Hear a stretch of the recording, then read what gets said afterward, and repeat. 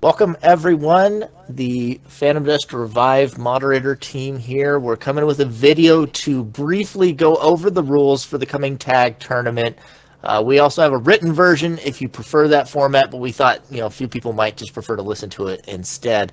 And with us today is myself, Bragan123, Reborn Guinan, Hey. Evolution, as always. and we have our guest here, Math, who is going to be our token participant who we're explaining this to. So he might have some questions that we'll try and elaborate on as we go through it. And so I'm going to go over, just go down the document. We aren't just going to read everything verbatim. But the TLDR is that it will still be a best 3 out of 5 played on a different map each game. Rather than the original double ban system that we did, what we'll be doing now is Team 1 picks starting map, Team 2 will pick the direction, and you will have 1 week to play each match. Scheduling will be done in a Facebook group message, if I can talk properly today. We're going to elaborate on all this as we go down. So let's go ahead and start with how to schedule a match, if you'll take that away, Evolution. All right, so scheduling a match is going to be pretty simple. It's basically going to be, we're going to have moderators. We already have pretty much a set tournament moderation group. We're going to utilize these folks to make sure that people are getting their matches in efficiently. Basically, it's going to mostly be used by Facebook Messenger, but what's going to happen is you're going to have a group chat. Both teams will be involved into this group chat along with a moderator, excuse me. And the moderator will facilitate any questions, start dates, what maps, what rules, everything and anything that the teams might have an issue with. That moderator will handle it. And if they can't use Facebook Messenger or we also have phantomdust.com, so they can go through that. But if somebody doesn't have a computer or, God forbid, lives in the Stone Age and doesn't have a smartphone, we can also use private messages over Xbox Live to facilitate for need be. Players are given a week. Once the matches are started and announced, they have a week deadline for it to be played. Moderators will make sure that that's done effectively. Extensions can be given if need be, but we're really trying to get this tournament over as quickly as possible. And in the case of an issue where one team is a no-show or anything along those lines, the most active team that's been trying to get a hold and trying to talk to the moderator and trying to get this pushed along, they're going to be given the win. I mean, it's only fair. I feel like that's the best way to go about it. And that's mostly for unresponsive teams or just people who just simply don't want to be a part of the show and keep it moving. Yeah, I just add to be an adult about this. Offer your schedule early. Don't try and chime in on day 5 of the week like, oh yeah, I have like an hour on Sunday. Offer your schedule early, try and be proactive, and let's just everybody have fun there. And I was going to ask Math, do you have any questions about scheduling? Scheduling sounds pretty straightforward to me.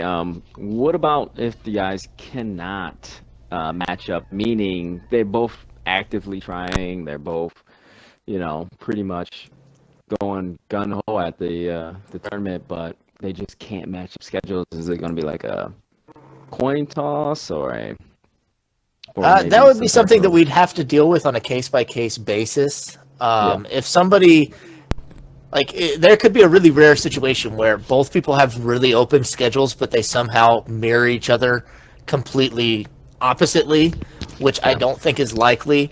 But if there's somebody who's just like, oh yeah, I'd really like to play, but I only have 1 hour available each week, that's going to end up kind of a case-by-case basis. But the moderator in that chat will be the one responsible for that. But there's also the possibility of an extension if, say, for example, there was a time crunch that, somebody had an emergency and wasn't able to make it to their scheduled night and they need an extra day or two. Right. That is something we could work with on a case-by-case basis. So it's going to really depend. Okay, now question about the moderator though. So you guys are talking about moderated chats, meaning there's going to be selected teams in each chat group. Is there like a East Coast, a West Coast? So we're going to have... Is it all divided? If I may, we're going to have chat groups with 5 people in them. So let's say that me and you are playing Sandal and Evolution, because these are 2 teams. The group chat would have Reborn Guinan, Mr. Math, Evolution, Sandal Inc., and a fifth person, which is a moderator who is none of those people. And since there's already 2 moderators in that group chat, it would either be me, Nathan, or Goatrix. Mm-hmm. And so that person is going to be your unbiased judge of, did one team not try to schedule? Or, hey, reminder, this is who is, the 2 teams before would have first ban, second ban. We're going to talk about that later. But there'll be reminders for how that works in the chat, reminders for the format if there's any questions, and reporting back results by the 5th person in the chat. Mm-hmm. Got it. Okay. Sounds good. And just real quick, in the worst case scenario that, let's say, both teams really are trying but can't work it, got a first shifter and a second shifter or something, and they're just not crossing, and the moderator can't decide one way or the other fairly, I think we just talked about it going up to probably vote between the 5 moderators, like on whether it's an extension, one disqualification, whatever happens, and we'll keep it very open communication. Yeah, for sure on that one.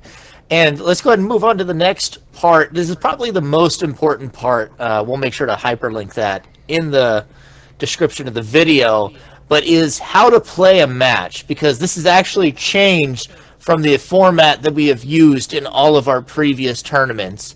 And since this was originally Guinan's idea, I think it would be best if you were to take that one away, Guinan. So I'm going to preface this with a small piece of why things are changing. We've done the same system for a while now.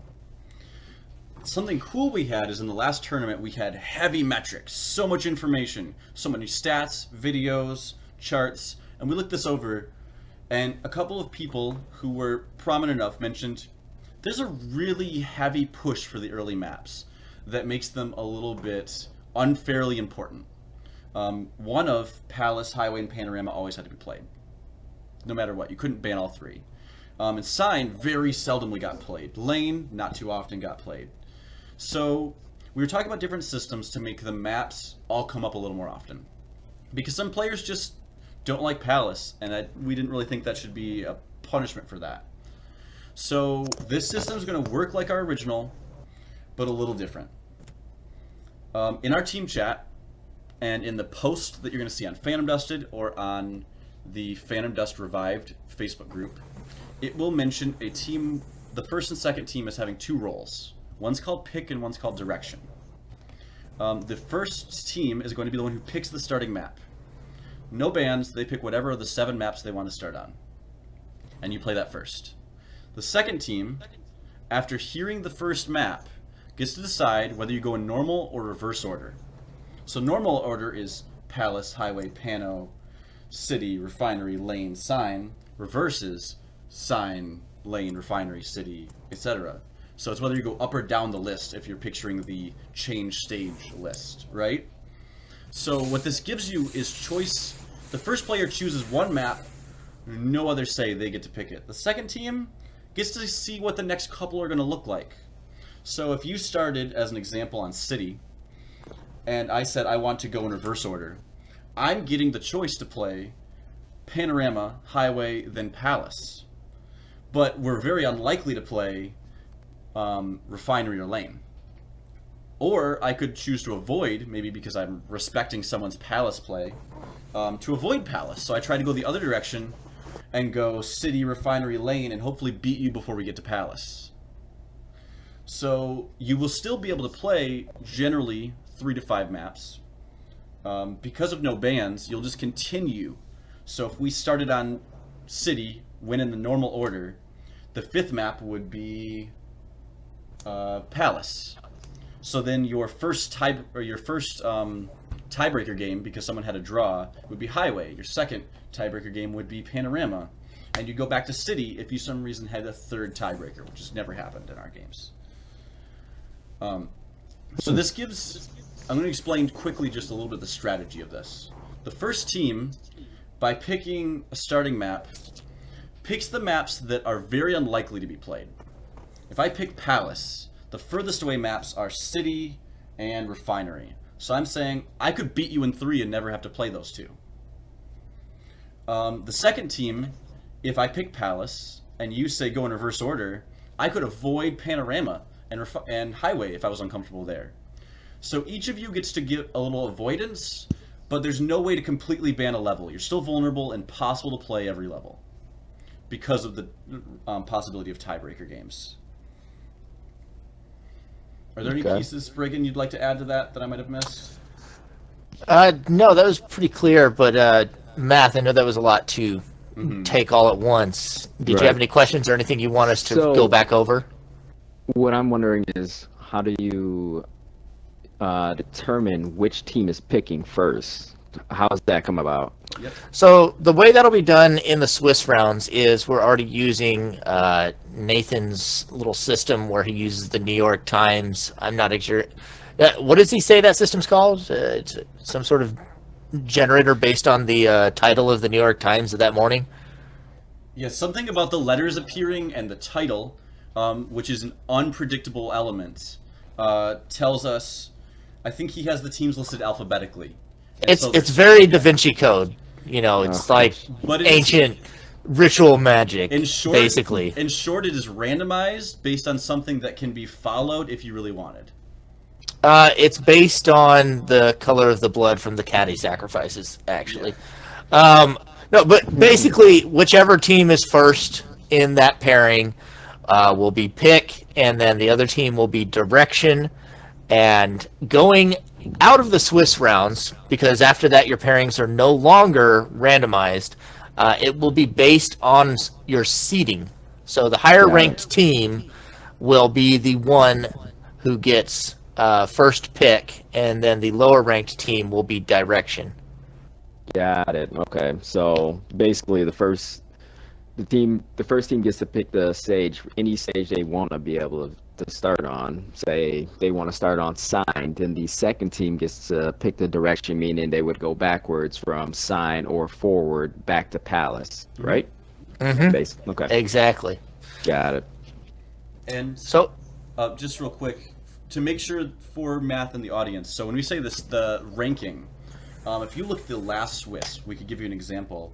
Out of the Swiss period, Xanxus and Zexus was the #1 seed.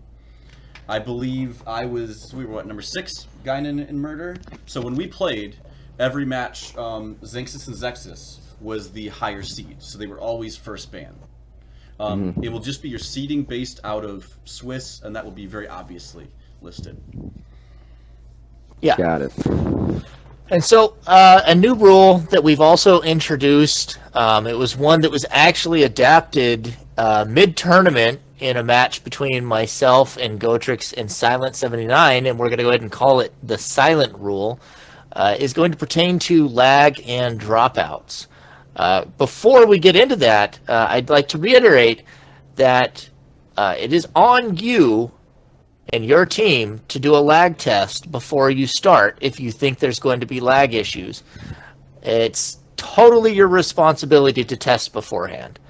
And if there are lag issues, to try and resolve them before playing.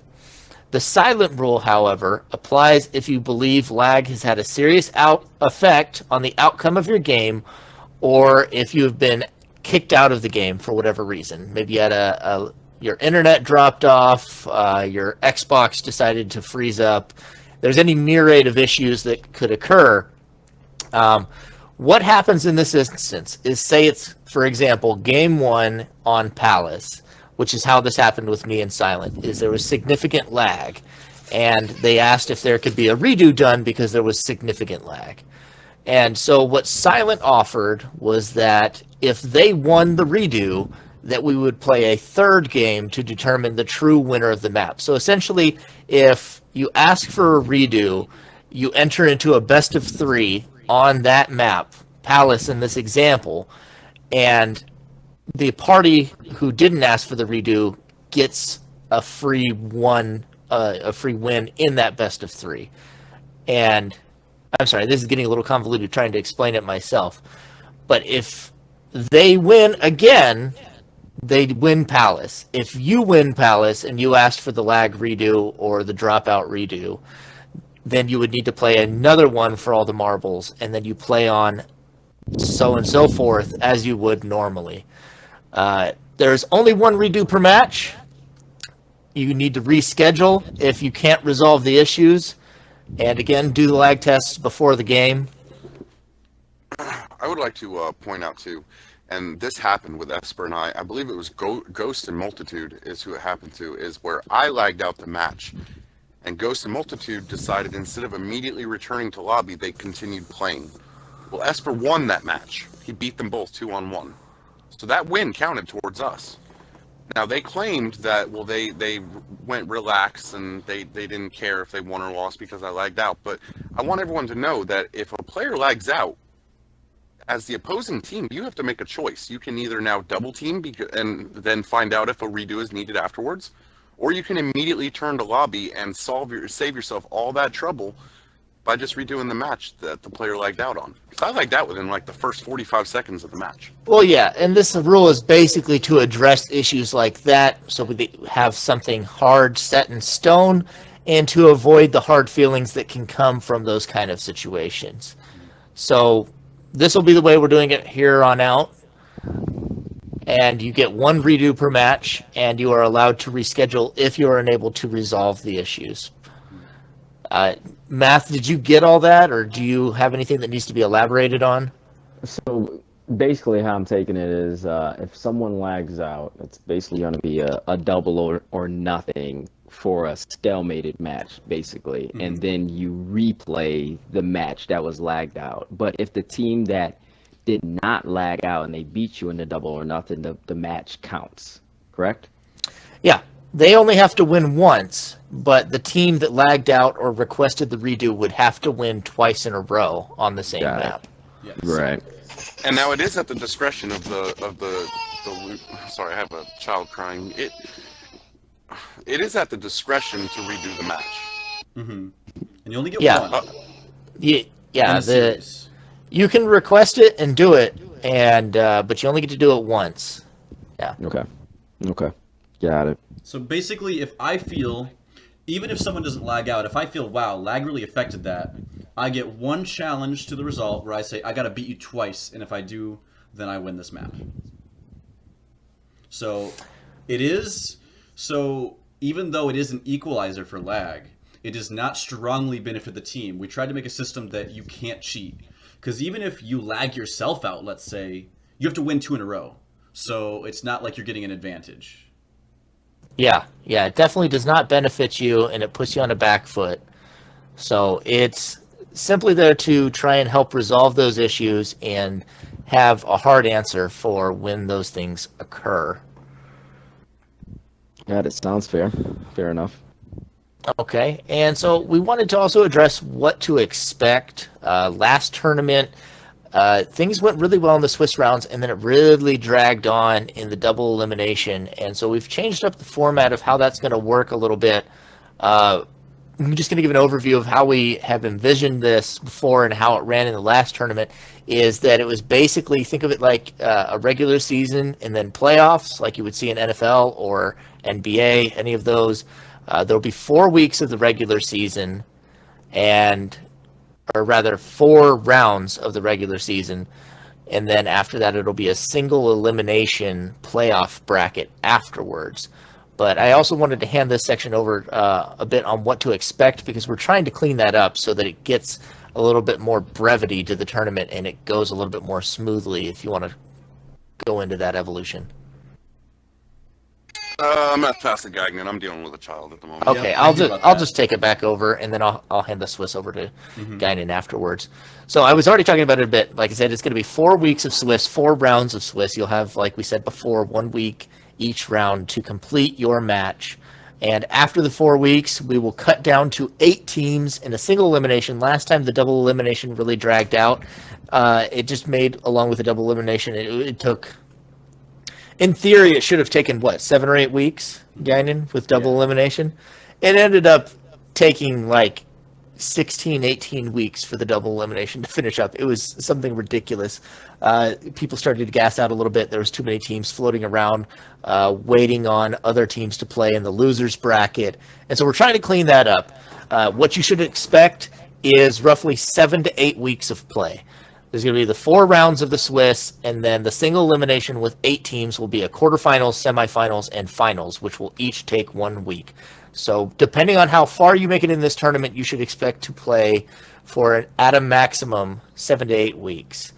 We're going to also be trying to do a collection on player recordings of matches. Any of you out there that can, we highly suggest you record your matches. It's really exciting. If you send them to me, I'll make sure they actually get color commentary and analysis done over them, as we've done with other previous videos.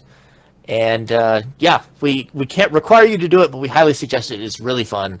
The community loves to get to see the videos. And a small aside, no one can argue about the results of a game if they're recorded. If you forgot who won Palace, the recording will have it. Exactly. You have any questions on that part, Math? No, that part seems pretty straightforward. I'm actually pretty happy about that because the last one it was great, the double elimination and everything, but yeah, it kind of dragged on a little bit too long, and I think narrowing it down is going to be a lot more helpful. Yeah, well, and it's important for several reasons, because it definitely impacted the motivation of players that were even still in the tournament, and I know that some teams may have fluctuated on their level of play because of the way the tournament dragged out, and you saw that in their efforts to schedule matches as well. People not putting in effort because the tournament had gone on too long, and so we're trying to pare that down and make this more manageable and more bite size. To quote me and Reagan, I just want to get this over with at some point. Yes. Yeah. So we'll go ahead and is there any more questions or any other points people want to talk on that? Okay, we'll move into the last topic, which is explaining how Swiss will work for those who did not participate in the last tournament. If you want to take that one away, Guinan. All right, so let's get single elimination out of the way. Hopefully, people have already seen a tournament before. We're coming with 8 teams. We're seeding high versus low, so it's going to be 1st versus 8th seed, 2nd versus 7th, 3rd and 6th, 5th and 4th seed playing. And then you're just going to lose once you're out. So there's a total of 4 games in the quarters, 2 in the semis, 1 finals. You got a winner. Swiss has a lot more math to it. It is a balancing system, but because of that, it has a lot of math. First of all, round 1 is going to be randomized, 100%. One thing I want to point out, you won't have to do any of this math. Yeah, this will all be handled by us, mostly by Nathan. Right, so you're going to, your side of things as a player is report your matches. It is important to note how many wins you had, how many losses, and how many draws. Preferably reminding us of what maps it was on, even more preferably recording it. After it is recorded, Nathan puts it in his supercomputer brain and prints out data from his mouth. What that's going to look like is, in round 1 you get a random opponent. In round 2 through 4 of the Swiss, you're going to play someone with the most similar record to you that you have not played yet. So after round 1, half the teams will have won, half will have lost. The teams with 1 win will play each other, and then half of those will have 2 wins. Those guys will play each other, half of them will have 3 wins. On the bottom bracket, you're going to get people who become 1-1, 2-1, 1-2, and you are kind of shoehorned into playing people with similar performances. This is great whether you're a great player or a fledgling player, because your matches will become closer and closer to equity as time goes on. They will be riveting even at the end of the tournament, because it should be close if the system works as intended. Yeah, I'd just like to say it's really fun at the top and at the bottom, because if you enter this tournament and you're just getting your feet wet, you're not really sure how well you're going to do, this is good for you. Say you do get a really crappy round 1 draw and you play the defending champions or Xanxus and Zexus, and you just get absolutely smashed. That's fine. You're not out of the tournament. You still get a chance to play. And the further you move on, the more likely you are to have close matches or even easy matches where you have a greater chance of winning against lower ranked teams. So that way you get some participation and you hopefully get some satisfaction as well, being able to play against some of these teams. And then at the top, it just continues to mount the excitement, because once the teams that are all 2-0 play each other, you're left with two teams that are 3-0, and then they have to play each other in the final round. And then you get to see this where the best teams are already getting to play each other and see where people shake out even before they hit playoffs. Okay. There's some nitty-gritty math going on here, and I can make some of it transparent, but we're not going to get into all of it. It's in the document. We can ask Nathan if you have any questions. Most of it's going to be done for you. But there is some strategic amount that's important, so I'm going to explain the strategic amount. When I refer to match, I'm talking about winning the best 3 out of 5. I'm going to say game. When I say game, I mean any individual map within that match. Knowing that terminology, a match win is worth 1 whole point, a 1.0.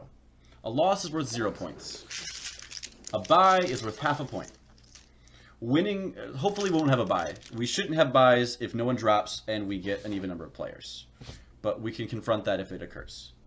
Winning one of the games in the match is worth 1/10 of a point. So if you win a match 3-0 and dominate, you've gotten 1.3. If you lose any games, that's a negative 1/10 of a point. So if you win a 3-2, which is a really close match, you're only going to get 1.1. It is not as much of improvement to your record as sweeping 3-0 would be. If you lose, but still take 2 games, it won't impact your record as terribly. So this means matches matter the most. You can win the tournament 3-2 every time, or you could end up going 3-0 and getting ahead of the pack.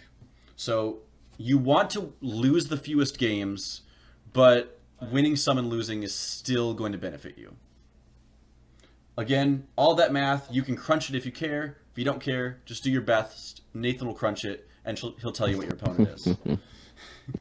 Speaking of math, would you like us to elaborate on anything, or do you have any questions on that format? Well, that sounds like really good pairing wise. The top players or top winning teams go against each other. But let's say somebody, I don't know, throws a game and gets paired down. How much will that affect the tournament wise? Meaning, they're paired down. They're going against lower tier teams. Basically, if say they throw it, say they throw it, and they're going against lower ranked teams. Will they eventually reach the top seed? Is there a way for them to eventually reach the top seed, or will they always be paired down? So that's if a you have one question. Yeah. I could approach that if you don't mind, Reagan, because Sure. that actually comes up a lot, right? I've got a history in playing like Magic really competitively, and we often use a Swiss than elimination style. And so in that kind of tournament, there's many of them that are played. Some people even call it like sandbagging, or purposely losing a game. If you lose your first round on purpose, ideally round 2, 3, and 4 will be a little easier because you're going to play someone who has a loss. However, you won't be able to be undefeated. It could give you a chance not to win the tournament, or not to take first seed, because remember, you only need to be top 8, which is going to be roughly half of the players. Well, let's put it this way. If you lose, you will not be number 1. Well, so that's interesting. I mean, you can... So if I may, with the number of players we have, you can lose a round and still be top seed. Really? It depends on how matches go. And it's math. Nathan might correct me. At certain numbers of players... At the most, it's highly unlikely. Yeah, at certain numbers of players, everyone can have a loss, but it matters who lost the best and who won the best at that point. But that's why we're doing elimination. If you have an unfortunate loss, if you try to lose a game on purpose, it doesn't have that big of a pairing as long as you're in the top half of the tournament. I think we're at 15, probably going to start with 16 tomorrow, hopefully. If you're in that top half of the tournament, which just means a little better wins than losses, then you're going to elimination, and none of the rest of your record mattered. If you win out 3-0 in elimination, doesn't matter if you lost on purpose, doesn't matter if someone else did, doesn't matter if you were undefeated. Which is what happened in the last tournament. The team that won it did not finish first in the Swiss rounds. They took a loss during Swiss, but then went undefeated in playoffs. So The thing about that is, too, perfectly possible. It makes sense, to not be the top seed in the Swiss rounds because you're playing lower tier players. But the thing is, though, if you take your very first match 3-0, you're going to be at the top of the Swiss seeds. You then have difficult matches, but as long as you're still winning matches, throughout, you're gonna be in that top 8. Period. The ultimate goal is to take #1 seed in Swiss, because when you get to the beginning of the elimination rounds, you're no longer playing top tier players. Your first match is going to be against team number 8. Yeah, the prize you get for being top of Swiss is playing a lower ranked team in elimination when it really matters. So to answer you most directly, Math, it would not be mathematically beneficial to lose on purpose and just go like 3-1 but make it a really easy 3-1, because you're not taking top seed and you may well play those good players in a match that matters more. I mean, personally, I'd rather have the hard-fought matches in the seeding, for sure, and have the easiest opponent I could possibly have in the elimination. Yeah, we saw that actually. I'm going to use myself as an example because as we were talking about, Zexus and Zenxus were first seed going into elimination last tag tournament. I was like 4th through 6th something. It was, once you lose one, your tiebreakers matter a lot. Anyways, every round I played thereafter was against absolutely a hard team in a difficult match. So it did me no benefits to lose that round. Okay. Got it. And is there going to be a losers bracket in this tournament also? No, there will be no losers bracket. It's going to be single elimination. The losers bracket is a large contributing reason as to why the last tournament drug on so long. Because if you look at the weeks it takes just for a single elimination, it's quarterfinals, semifinals, and finals. With the losers bracket, it turned into, rather than 3 weeks, something that should have taken ideally like 8 or 9 weeks, and it took much longer.